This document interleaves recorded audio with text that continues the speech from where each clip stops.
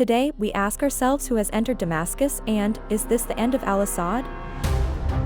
The battle for Damascus, the political and cultural heart of Syria, has not only been a turning point in the Syrian civil war, but has also served as a microcosm of the geopolitical and media complexity of our times.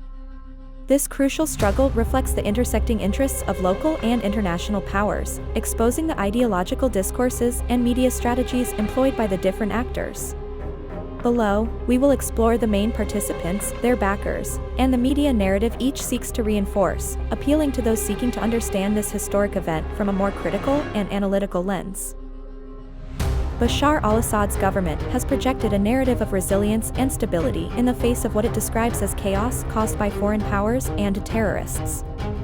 However, analyzing this faction means questioning how this image has been manufactured with the support of powerful allies such as Russia and Iran. The Syrian Arab Army, SAA, and its allied militias, such as the Republican Guard, the Tigers, and the National Defense Forces, NDF, represent the regime's conventional strength. However, external influence is undeniable. Russia's military intervention, with decisive airstrikes and state-of-the-art weaponry, has been presented as a crusade against terrorism. This narrative has been widely disseminated by Russian state media, projecting Moscow as the great regional stabilizer. Iran, for its part, has used the war as a stage to expand its geopolitical reach. Through the Quds Force, IRGC, and foreign Shiite militias from Iraq, Afghanistan, and Pakistan, it seeks to consolidate an axis of resistance against the West and its local allies. These links are reinforced in Iranian media discourses, which present Assad as a bulwark against Saudi and American influence in the region. The regime, however, faces criticism both domestically and internationally for the brutality of its military tactics. Indiscriminate bombings and prolonged sieges have left a devastating impact on the civilian population, a narrative that hardly finds space in official mouthpieces. The opposition to the Assad regime is a diverse conglomerate ranging from moderate groups to Islamist factions and jihadist organizations, highlighting the lack of cohesion among the rebels. This fragmentation has been exploited by both the regime and foreign powers to delegitimize their efforts. The Free Syrian Army, FSA, originally seen as the face of a democratic Syria, has lost much of its initial influence. Western media, which was initially enthusiastic about this faction, have significantly reduced their coverage as their international support has waned. Turkey and, to a lesser extent, Western powers have supported these groups, but operational and strategic challenges have complicated their ability to cohere. On the other hand, Islamist groups such as al-Sham and Jaish al-Islam have developed their own narratives, presenting themselves as guardians of the Sunni faith. However, they face the tensions of depending on donors such as Saudi Arabia, Qatar, and Turkey. Their own media strategies, which include the production of audiovisual content and intensive use of social media, highlight their struggle not only as local but also as part of a broader religious conflict. At the most radical end, jihadist organizations such as Hayat Tahrir al-Sham, HTS, and the Islamic State, ISIS, have used sophisticated propaganda methods to fuel the narrative of extremism. The effectiveness of these campaigns has been revealed in the way they have attracted foreign fighters and resources through clandestine networks.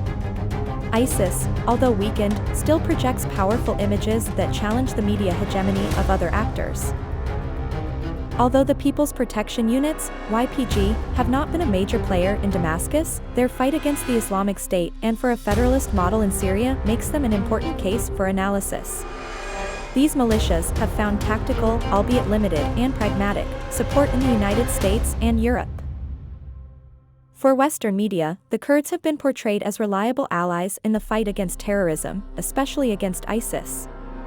However, narratives from Turkey paint these same groups as a terrorist threat linked to the Kurdistan Workers' Party, PKK.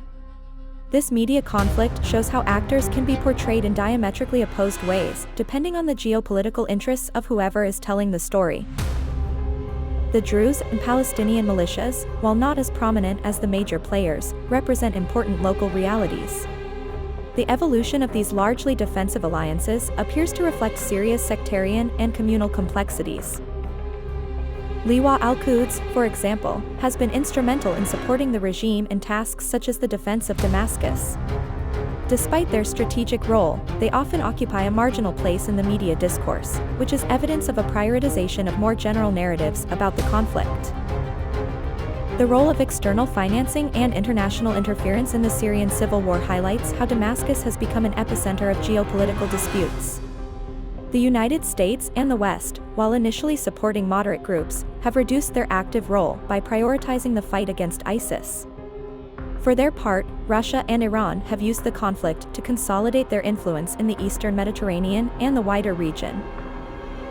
On the other hand, Saudi Arabia, Qatar and Turkey have focused on weakening both Assad and the Iranian axis, supporting different rebel factions with a mix of strategic and religious interests. This panorama reveals how civil wars are not only fought on the battlefields, but also in the conference rooms and media studios of global powers.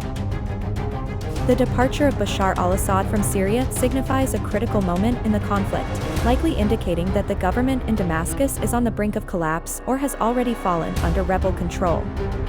His flight creates immediate and long-term consequences.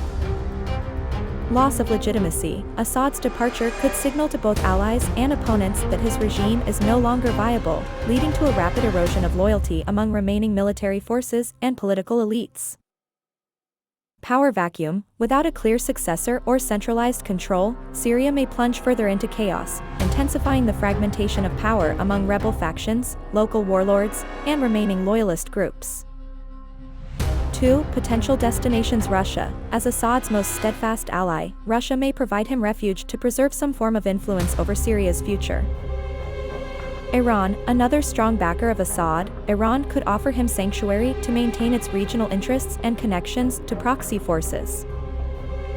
Third-party states, countries with neutral or pragmatic stances, such as Oman, might accept Assad temporarily under the guise of negotiations or asylum.